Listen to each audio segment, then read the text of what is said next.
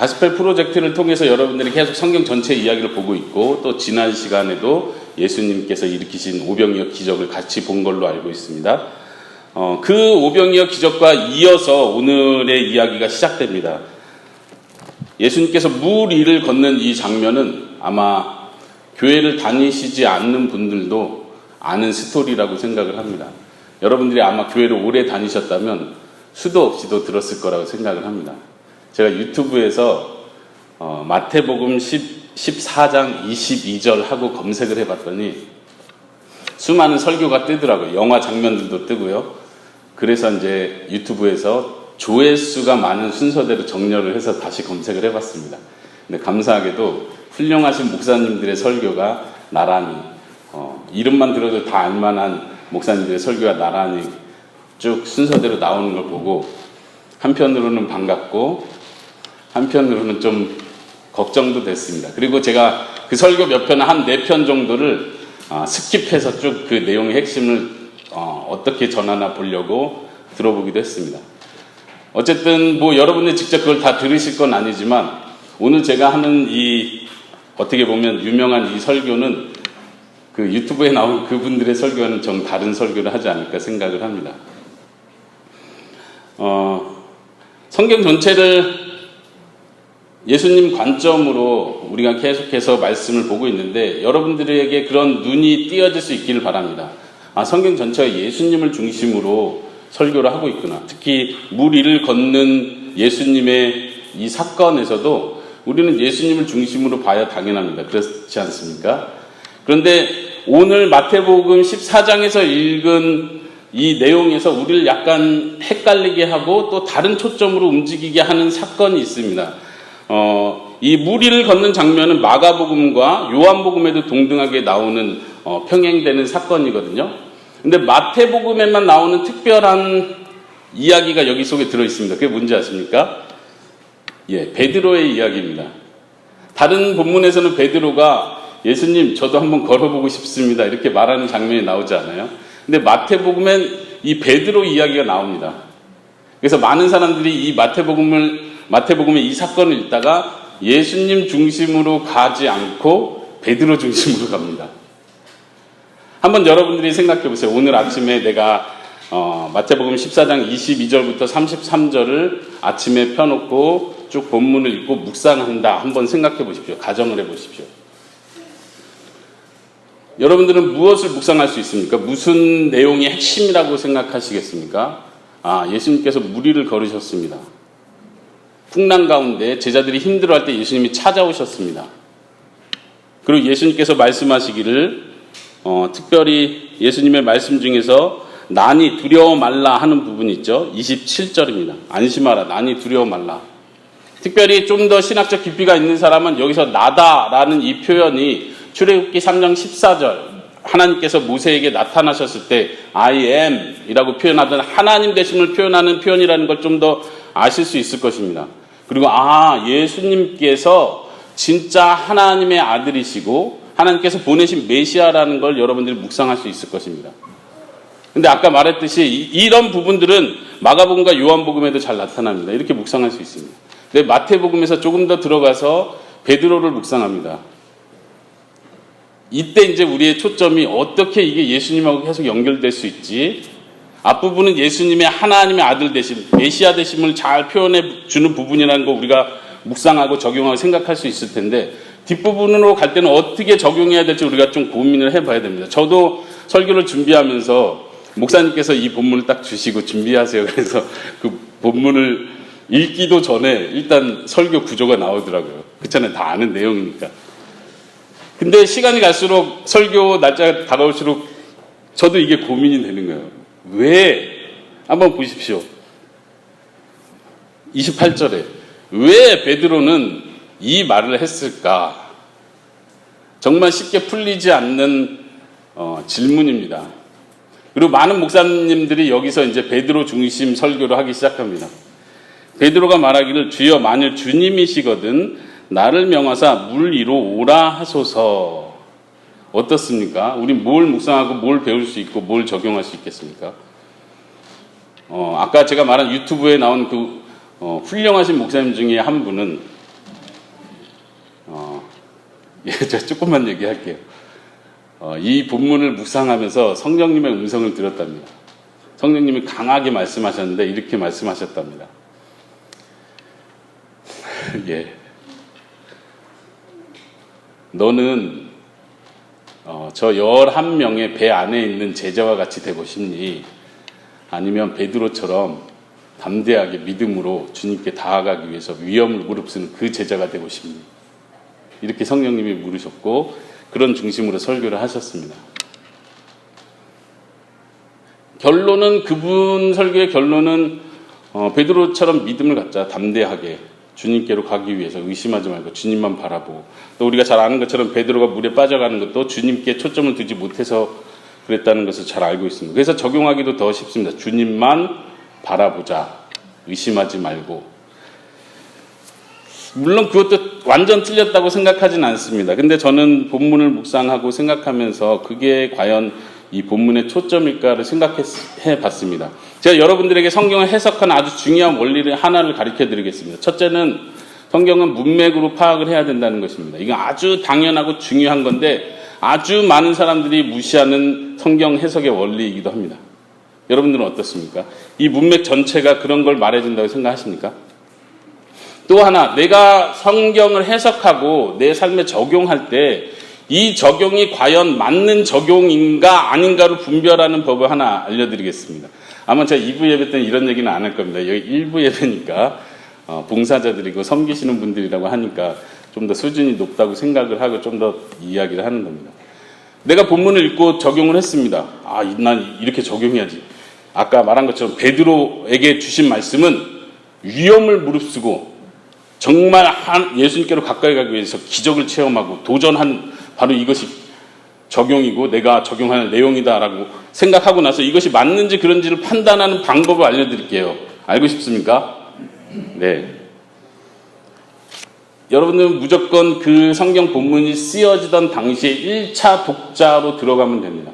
내가 1차 독자라고 생각해 보십시오. 이 마태복음이 처음 쓰여지고 처음 마태복음을 읽는 사람이 되었다고 생각을 해보시면 됩니다.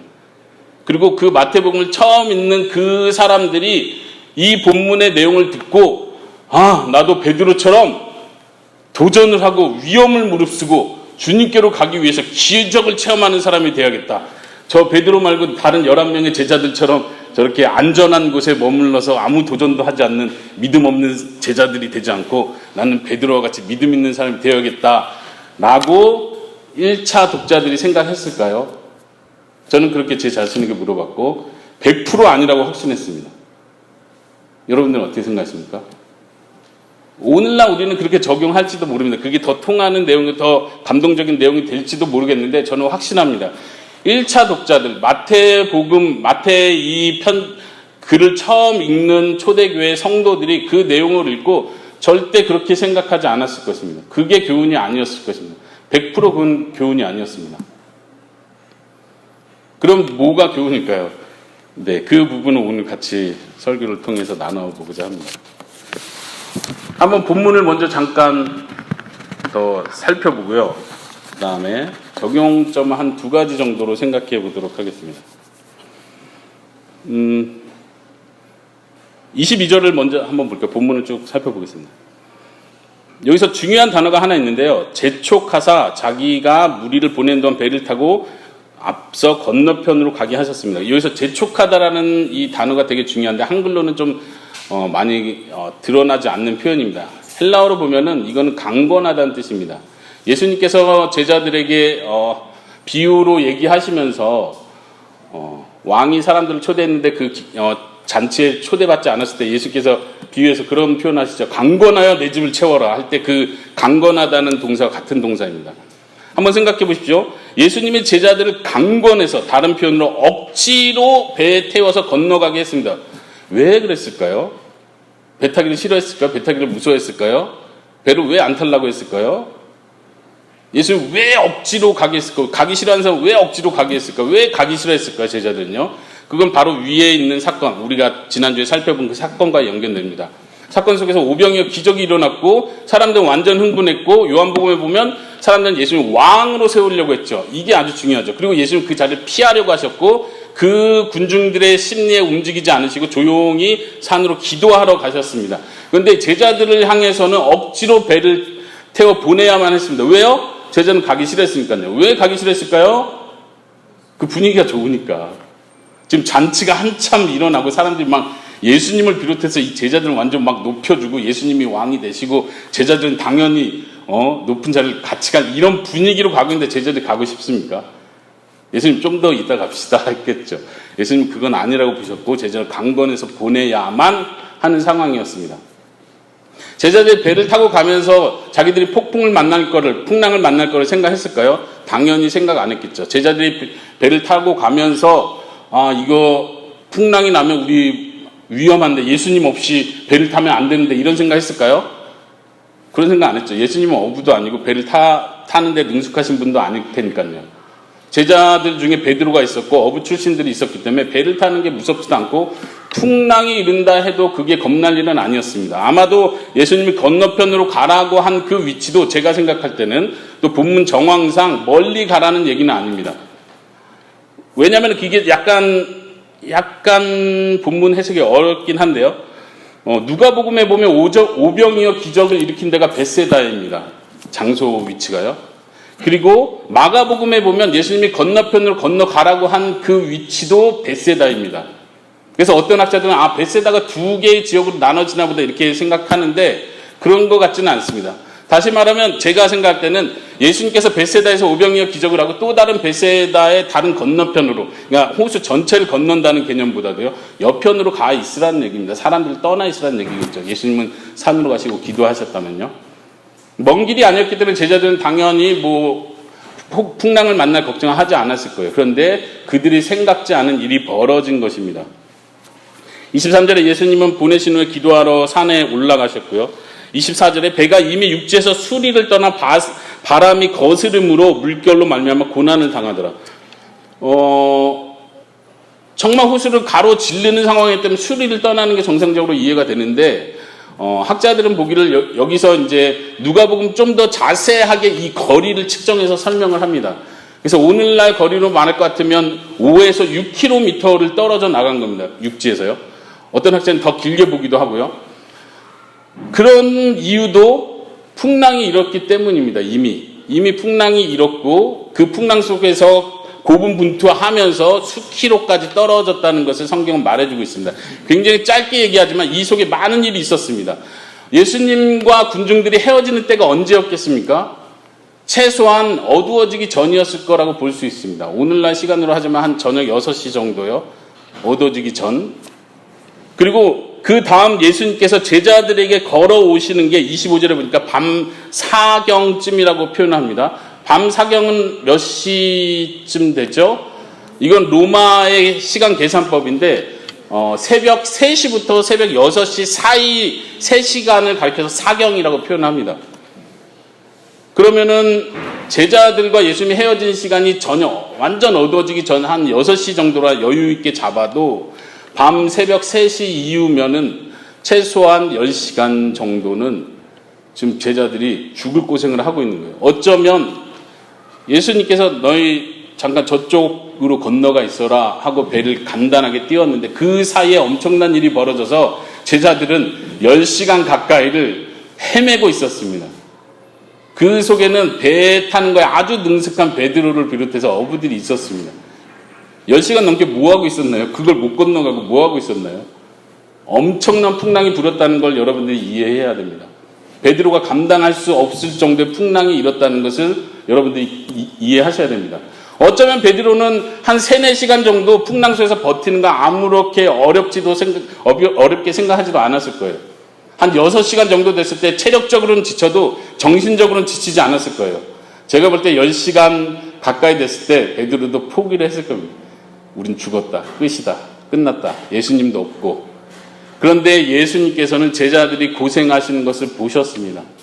마가복음에 보면 예수님께서 제자들이 고생하는 걸 보시고 제자들에게 가셨다 이렇게 표현합니다. 아주 놀라운 표현이죠.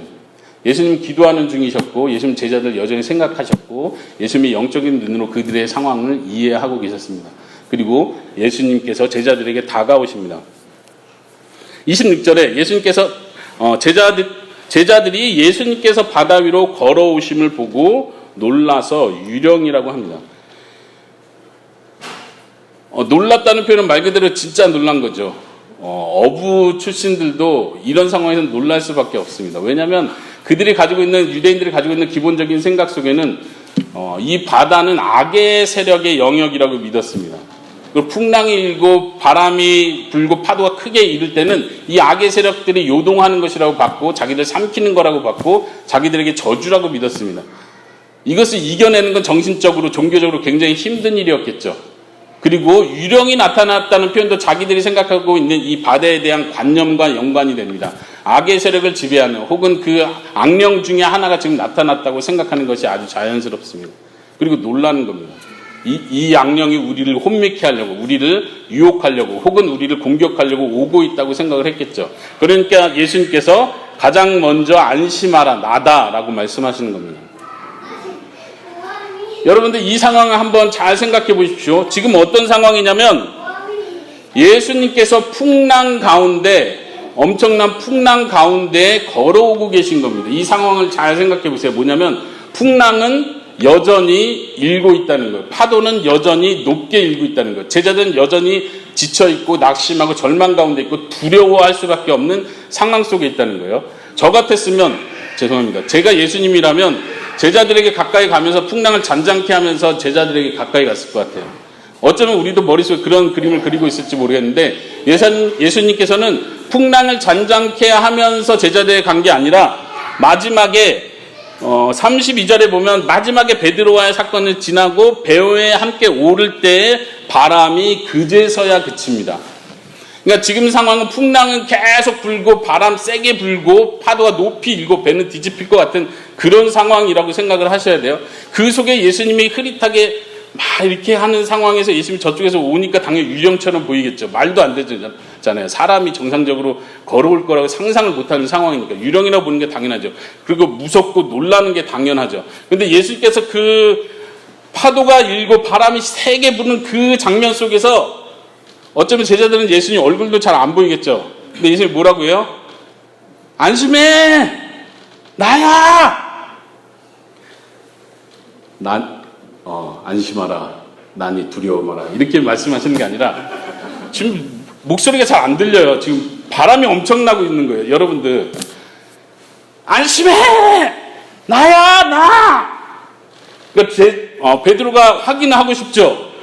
이건 유령이 아니고 대화를 하고 우리 예수님의 목소리가 들리고 있으니까 베드로가 뭘 확인하고 싶어요? 주님 맞아요! 주님 맞습니까? 그 다음 어떻게 확인해요? 맞으시면 빨리 와보세요! 이렇게 하든가. 이 질문은 여기에요. 여기서 왜 자기가 간다는 얘기를 하나요? 여러분들 베드로는 왜 이 말을 예수님께 건넸을까요?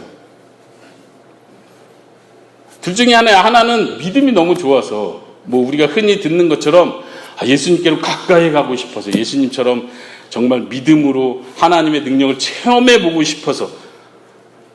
근데 그 상황에서 베드로가 그런 정신이 있었을까 저는 전혀 생각할 수가 없습니다. 죄송합니다. 다르게 생각해도 괜찮습니다. 그게 틀린 건 아니에요. 근데 제가 볼 때 이 상황 정황상으로 볼 때 그럴 리가 없습니다. 여러분들 그때 사건 기억나십니까? 예수님께서 17장에 보면 마태복음 17장에 보면 제자들 3명을 데리고 변화산이라고 하는 곳에서 예수님께서 영광의 모습으로 변화하는 사건이 있죠. 그때 베드로가 또 이해할 수 없는 말을 하는 것을 우리가 잘 기억합니다. 뭐라고 하죠? 엄청 무섭고 두렵고 떨리고 죽은 자 같은 가운데 베드로는 그래도 말을 합니다. 뭐라고 말하죠? 여기에 초막 셋을 지어서 하나는 주님을 위해서 하나는 엘리야를 위해서 하나는 모세. 왜 그런 말을 하죠? 이것도 학자들이 파악을 못합니다. 저는 여기서도 베드로가 비슷한 경향을 보였다고 생각을 합니다. 자기가 무슨 말 하는지를 모릅니다. 지금 주님 맞으면 제가 거기 가겠습니다. 이게 뭔 소리입니까? 그런데 더 놀라운 것이 있습니다. 주님은 그래 와라. 그래서 사람들이 더 이해하기가 힘듭니다. 한번 보십시오. 29절에 오라 하니 베드로가 배에서 내려 물 위로 걸어서 예수께로 가되. 여기 아주 놀라운 사건이 벌어집니다. 베드로가 물 위를 걸었습니다. 믿으십니까? 베드로도 물 위를 걸었습니다. 그리고 어쨌든 빠져갑니다. 30절에 보니까 바람을 보고 무서워서, 아까 제가 말한 대로 그대로 맞습니다. 지금 예수님은 바람이 엄청나고 파도가 크게 이는 그 가운데 제자들이 오셨고, 베드로는 그 바람이 크게 엄청나게 이는 그 가운데 예수님을 향해서 자기도 정말로 걸어가기 시작합니다. 근데 지금 상황이 어떻다고요? 바람이 엄청나게, 지금 한국어 성경에는 번역이 잘 안 됐는데 30절에 바람에서 헬라어는 큰 바람이라는 표현을 씁니다. 지금 여전히 큰 바람이 엄청나게 불고 있는 상황에서 상황을 보니까 자기가 지금 걷는 게 말이 안 되는 상황인 거예요. 그러니까 빠져 들어갑니다. 아마 순식간에 빨려 들어갔겠죠.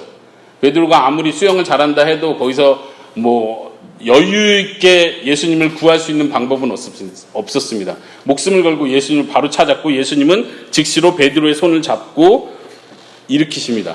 그리고 예수님의 말씀 31절을 보십시오. 여기서도 이해하기가 힘듭니다. 저 같았으면, 제가 예수님이라면 그러길래 왜 온다고 그래? 그러길래 왜 온다고 그랬어?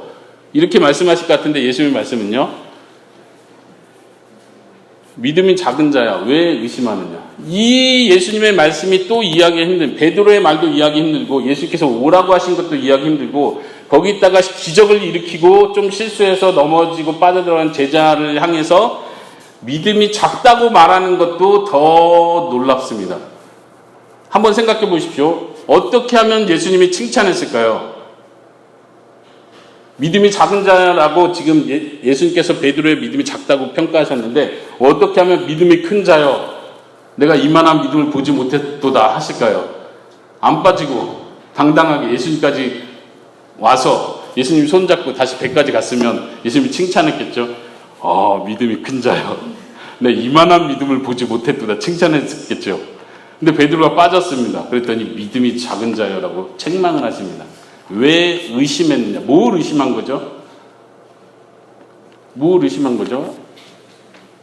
예수님이 하나님의 아들이심을 의심했다는 얘기도 아닙니다. 예수님이 구원자라는 거 의심했다는 얘기가 아니라, 왜 내가 오라고 했고 너가 할 수 있는데 왜 너가 두려움에 빠졌느냐, 이것을 예수님께서 책망하시는 거죠. 예수님의 이 대답도 우리가 이해하기가 쉽지 않습니다. 예수님께서 우리에게 주는 교훈이 무엇입니까? 너희도 믿음 있는 사람이 돼서 베드로처럼 물 위를 걸어라. 이것을 예수님께서 우리에게 교훈하십니까? 제가 아까 앞에서 말한 것처럼 그렇지 않습니다. 그걸 분별할 수 있는 방법을 제가 알려드렸죠. 저는 한 가지를 더 생각했습니다. 이 적용이 그렇게 큰 믿음을 가지라는 적용이 맞는가를 생각할 때 그게 맞는가를 제가 스스로 생각해 봤습니다. 베드로가 그 말을 듣고 나서 제가 가정을 하는 거예요. 베드로가 이 말을 듣고 나서 다음 날부터 막 고심을 했습니다. 예수님이 나보고 믿음이 작다고 했어. 나는 왜 이런 두려움이 있고 이 어부 출신인데 저 목수 앞에서 이렇게 창피를 당해야 되지. 그리고 다음 날부터 비가 올 때마다, 비가 오고 풍랑이 있는 날마다 물 위를 걷는 연습을 하는 거예요. 근데 이번에는 믿음으로 어떤 일이 있어도 빠지지 않는, 비가 올 때마다, 풍랑이 일 때마다 호숫가로 가는 거예요. 밤마다. 여러분들 어떻게 생각하십니까? 만약 베드로가 진짜로 그랬을 거라고 연상이 된다면 저는 그 적용이 맞다고 생각합니다. 더 큰 믿음을 가지고 실패하지 않고, 베드로는 실패했지만 우리는 실패하지 말고 물 위를 걷는 사람이 됩시다.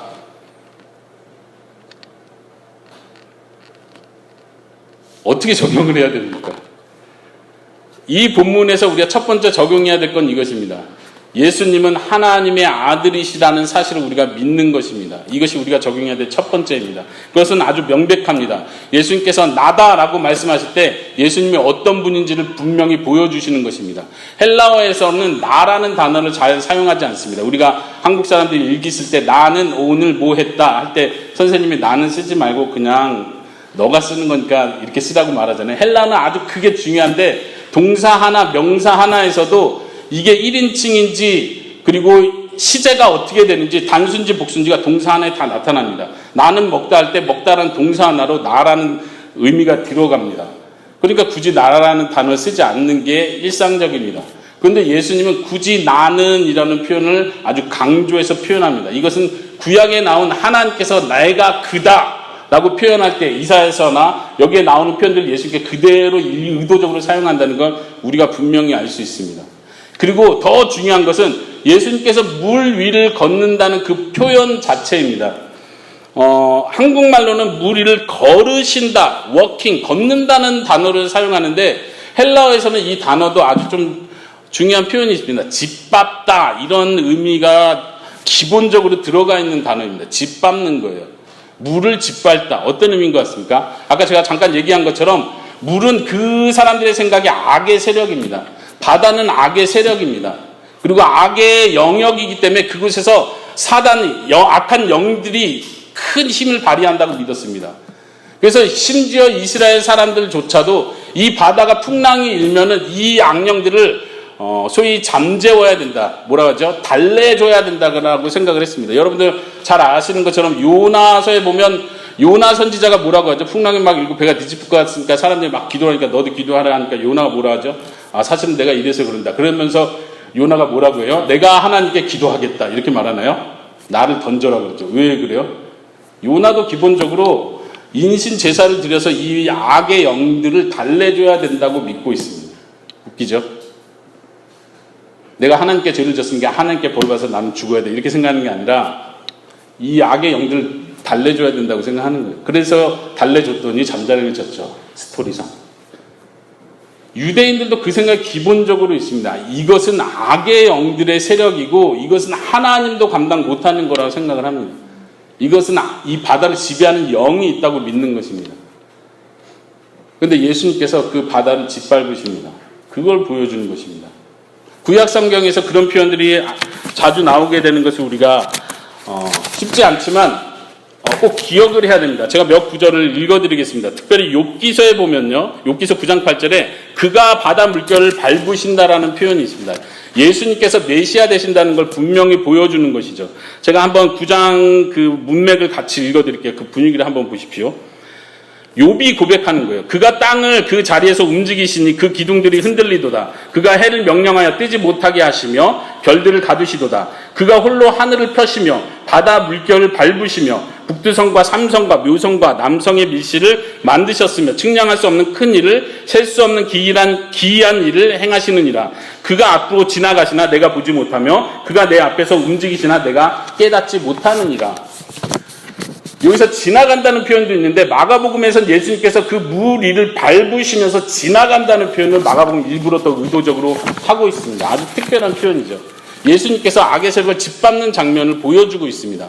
베드로가 그 당시에 배에 타고 있는 제자들이 12명의 제자들이 그걸 다 깨달았을까요? 그러진 못했을 것입니다. 그러나 마가복음이 쓰여지고 1차 독자들이 이것을 계속해서 반복해서 읽을 때 예수님이 메시아구나, 예수님이 그 하나님이시구나, 하나님만이 할 수 있는 악의 세력, 바다의 세력을 정복하시는 분으로서 예수님 물 위를 걸으신 거구나.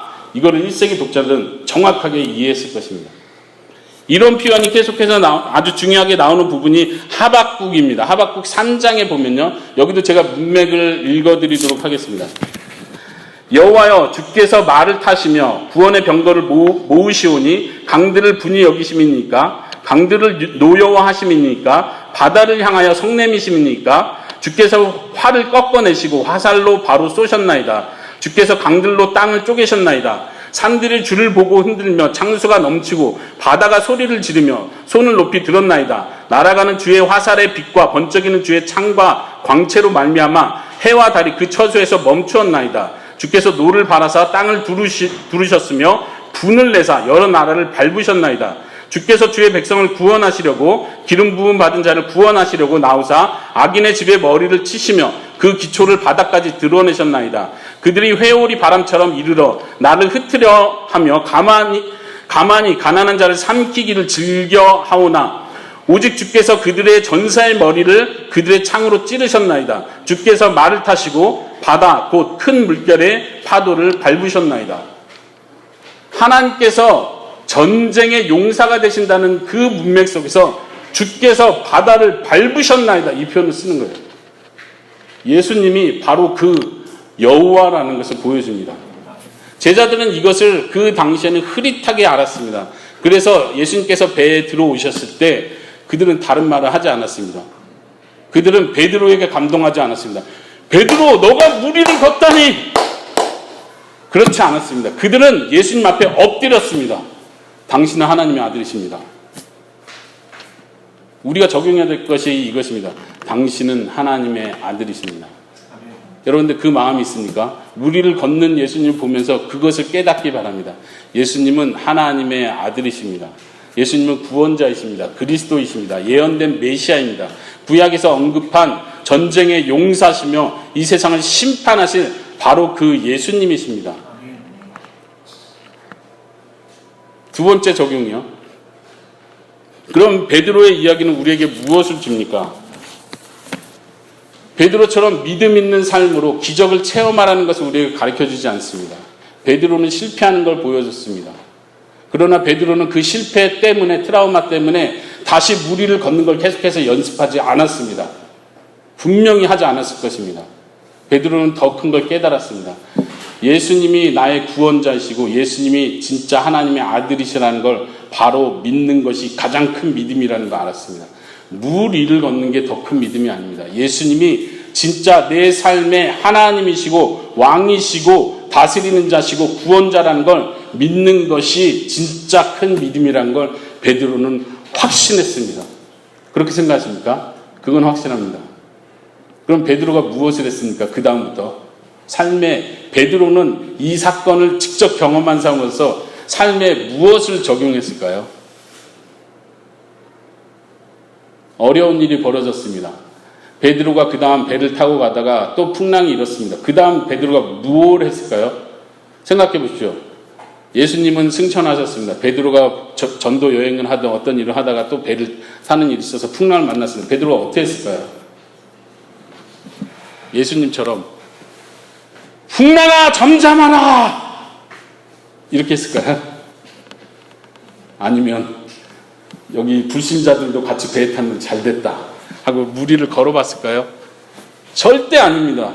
그렇게 생각하시죠? 웃기죠? 이렇게 생각하는 것 자체가 웃기잖아요. 그런데 오늘날 그리스도인들은 그렇게 적용을 하려고 기를 씁니다.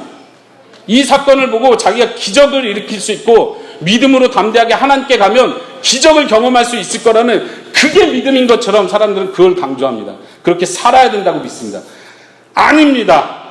아닙니다. 그럼 어떻게 살았을까요? 베드로는 이걸 경험한 사람으로 뭘 적용하고 어떻게 살았을까요? 저는 확신합니다. 베드로는 고난을 당할 때 기쁨으로 그 고난을 당하는 사람이었습니다. 그 기쁨으로 고난을 당하는 것이 베드로가 적용한 그 적용점입니다. 오늘날 우리는 그걸 적용할 수 있나요? 이해가 안 되죠. 아니 이 경험했는데 왜 그렇게 고난을 당하는 게 적용점이 돼요? 믿음으로 기적을 체험해서 하나님 역사하는 걸 봐야죠. 제가 두 가지 정도 간단하게 예화를 들어보겠습니다. 시간이 좀 지났는데요. 양해해 주십시오. 회사에서 어려운 일이 생깁니다. 내가 원하는 대로 일이 안 풀립니다. 위에서는 계속 쪼고 아래에서는 말을 안 듣고 일은 잘 안 풀리고 내가 잘릴 것 같은 분위기가 되고 우리에게 예수님이 그리스도라는 믿음이 있습니다. 하나님의 아들이시고 왕이시고 다스리시고 나를 보호하시고 나를 책임지신다는 믿음이 있습니다. 그럼 내가 어떻게 적용해야 되나요? 많은 사람들이 이렇게 생각합니다. 기도하십시오. 믿음으로 선포하십시오. 기적을 체험하십시오. 더 강하게 하나님을 의지하면 이 모든 문제가 해결될 것입니다. 바다가 잠잠해질 것입니다 라고 말합니다. 저는 그렇지 않다고 생각합니다. 베드로는 결코 그렇게 본문을 적용하지 않았습니다. 베드로는 환난을 당했습니다. 기쁨으로 그걸 감당했습니다. 어떻게 그런 적용이 갑자기 나오죠? 베드로는 왜 그런 적용이 나와요? 베드로는 물 위를 걷는 연습을 하지 않았다니까요. 예수님 따라 흉내내면서 풍랑 잠잠하라는 선포를 계속해서 믿음으로 선포하지 않았다니까요. 왜 베드로는 그렇게 안 했죠? 베드로가 깨달은 건 그게 아니라니까요. 하나님이 하나님이신 것으로 감사합니다. 나는 하나님이 아닙니다. 나는 무리를 걷지 않아도 괜찮습니다. 예수님이 무리를 걸으신 것만으로 감사합니다. 이게 베드로가 깨닫는 거예요. 내가 무리를 걷고 걷지 못하면 중요하지 않습니다. 주님이 무리를 걸으신 것으로 감사합니다. 주님이 진짜 하나님이셨는데 베드로가 그 다음 생각한 건요. 주님이 진짜 하나님이셨는데 이 땅에 내려오셨네요. 우와, 주님이 풍랑도 잔잔케 하고 무리도 거르시고 오병이의 기적을 일으키시는 분인데 남은 인생을 그냥 평범하게 사셨네요. 어떻게 그럴 수 있죠? 예수님이 그 다음 제자들하고 배를 타고 또 다닐 때 계속 이런 기적을 매번마다 했을까요? 저는 아니라고 믿습니다. 오병이어 기적을 하셨습니다. 예수님 배고플 때마다 매번 돌덩이를 떡덩이가 되게 했을까요? 그렇지 않습니다. 그건 하나님을 시험하는 일이었습니다. 그건 사탄이 좋아하는 일이었습니다. 예수님은 결코 그렇게 살지 않으셨습니다.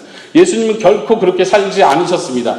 하나님이신데 평범한 사람처럼 사셨습니다. 우리가 성경에서 보는 예수님의 기적들은 몇 번 있었던 기적들입니다. 풍랑을 잠잠케 한 거 2번 성경에 나타납니다. 예수님은 훨씬 더 많은 풍랑을 겪으셨을 겁니다. 배고팠던 일은 훨씬 더 많았습니다. 매번 기적으로 배를 채우지 않으셨습니다. 그런데 사람은 자기가 하나님이 아닌데 하나님처럼 살려고 합니다. 매번 기적을 체험해야 그게 정상이고 그게 믿음이라고 믿습니다. 웃기지 마십시오. 우리는 사람입니다. 우리는 하나님이 아닙니다. 하나님이 하나님이신 걸로 감사하십시오. 그리고 그 하나님께서 사람이 되셔서 우리처럼 살았다는 걸 기억하십시오. 사람들이 예수님께서 십자가에 못 박혔을 때 너가 하나님의 아들이거든 뛰어내려라. 그럼 우리가 믿겠다라고 말합니다. 그리고 예수님은 대답하십니다. 아무 그들의 말에 대꾸하지 않으시고 예수님의 대답은 그냥 십자가에 죽는 것이었습니다. 왜요?